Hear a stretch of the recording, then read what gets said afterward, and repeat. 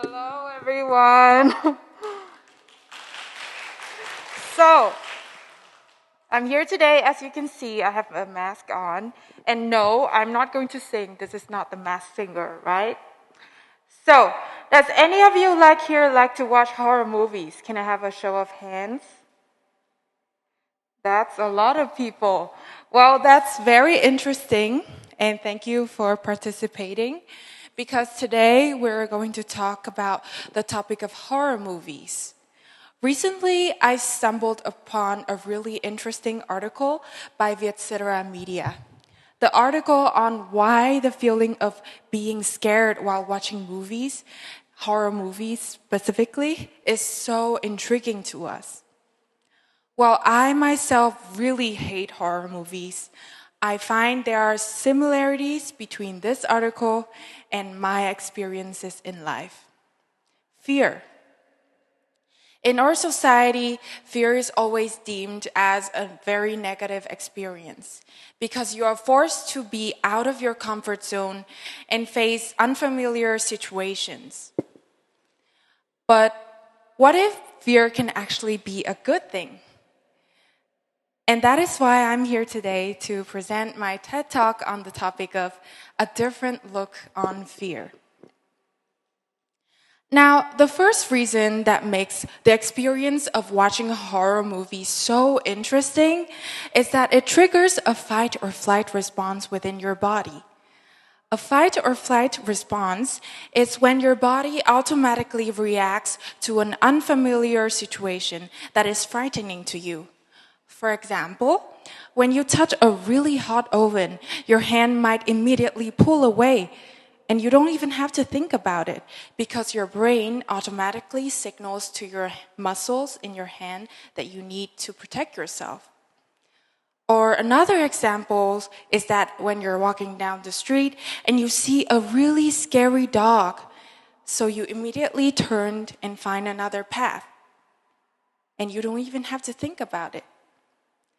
My earliest memory of having a fight or flight response was when I was in grade 1 in primary school. So my primary school has this special thing that I think most of the schools in Vietnam has, is that at the end of the year, we have an award ceremony for the best performed students in the year. And they would receive an award for their performance. And for our school, it was such a huge set of stationery gifts and maybe even a little bit of encouragement money for the children. So I thought that was such an amazing idea, and I really want to have that award. So I tried so hard throughout the year just so that at the end of the year, there would be a ceremony in a stage like this, and I would sit in the audience and hear from my name to be told by the presenter on stage.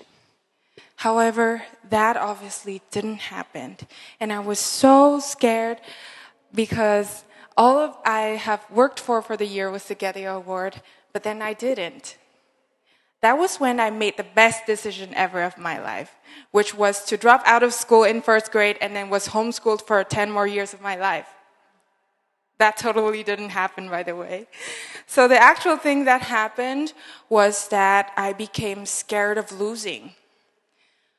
I didn't want to again face a situation that I wasn't the winner, so I became such a competitive person that all I had in mind was that I want to have the best grades when I came to school.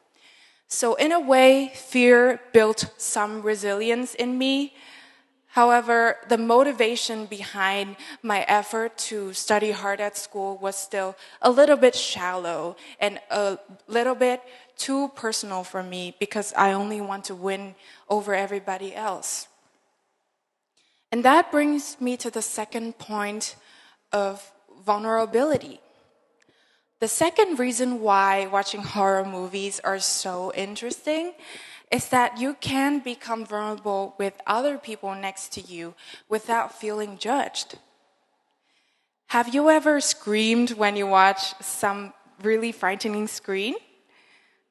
Or whenever a character walks around with a really bloody knife and scare the audience, it is totally normal to scream out loud in the cinema or hug the person next to you because you feel scared. So in a way, fear brings people together, and no one will judge you because everyone sympathizes with you and think that your emotion is normal. But in real life, that might not be the case, because for myself, for example, throughout that journey of wanting to be the winner, anytime that I show my weakness might be not a good sign. I was too afraid to show my weakness. But what changed my mind was when I attended high school in Japan. It's called United World College in UWC Isaac, Japan. And the school mission is to unite people from different countries and nations through education to bring peace to the world. Now, although this school is perfect, and I've talked a lot online about how I love the school, actually, the first year that I attended the school, I didn't feel like I fit in because the standards of success at this school is so different from what I was used to. Previously, in all of my years of education, 9 years prior, the best performed students in academics was awarded. But in this school, that doesn't matter. Students from here come from so many different countries with different learning abilities that it seems so meaningless to award the highest GPA student.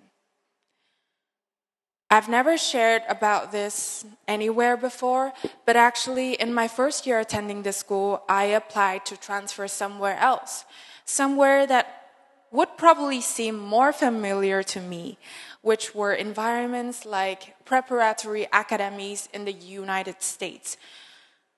Because I thought the only goal then for me was to get into a selective college. But luckily, I was rejected from all of them.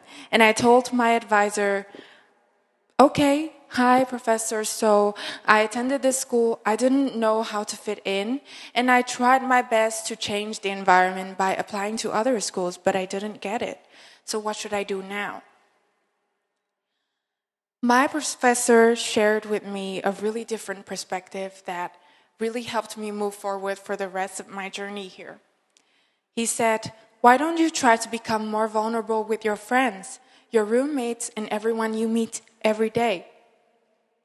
Why don't you share with them your fear, what you're afraid of, and maybe you'll learn different values in life that you didn't know you need.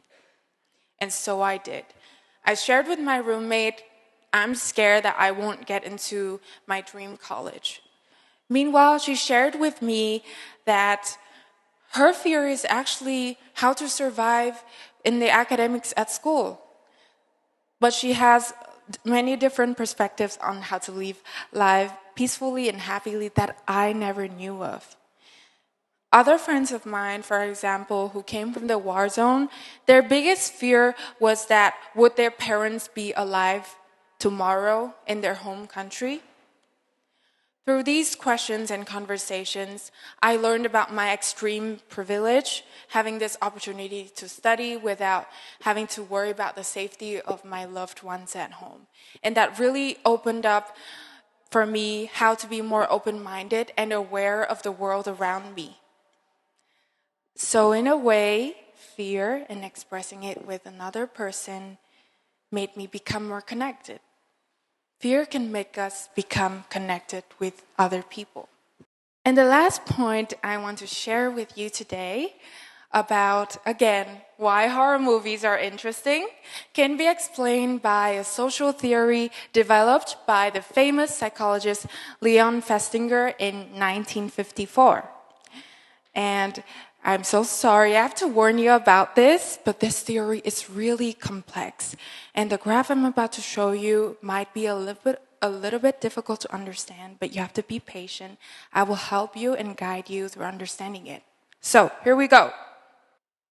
When we watch horror movies, most of the characters in the movies experience really unfortunate events. The character might just fall down the stairs and die, or go into a really scary room that the audience already know is a bad mistake. However, they still do it. And as the audience, we get some kind of satisfaction from watching the misery of these characters because we don't have to experience it in real life. And that explains the social comparison theory, is that you compare yourself with other people that you see in your life. You have different standards and you can apply it when you judge other people so that you can feel a little bit better about yourself. That's the kind of society that we operate in nowadays.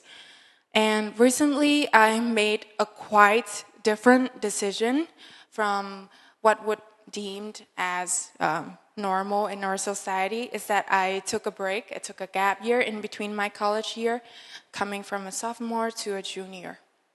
For this decision, when I announced it online, of course I will receive some negative feedback from other people, which I totally expect. Because maybe the traditional view of having a successful college career is that you graduate on time, you earn all of the good grades in your resume, and then when you graduate, you will have a high-paid job. However, I didn't see that vision for me, and I wanted to spend time this year to explore more fearless things that I wouldn't do if I follow a regular college path.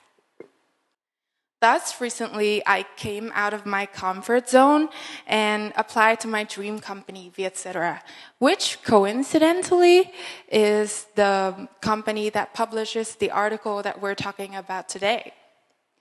I stood in front of their headquarters in Ho Chi Minh City, and I handed out free coffee cans for the employees while having a QR code sticker on the lid that leads to a video on YouTube where I introduce myself and pitch why they should employ me. And now, sadly, my internship here has already ended because I'm promoted to an official employee now. Thank you. So, through all of the stories together, I guess it's okay, it's totally normal to have a stable career path or an educational path, and to have a really determined goal, like to be a winner in everything, like I did in the past. But maybe if focusing too much on that goal, I might miss out on so many beautiful things in life and so many exciting things that can come out of fear instead of comfort. So I guess I would end the conversation that I'm sparking with you today with a saying that I really like, is that maybe fear exists for us to overcome. Thank you for listening.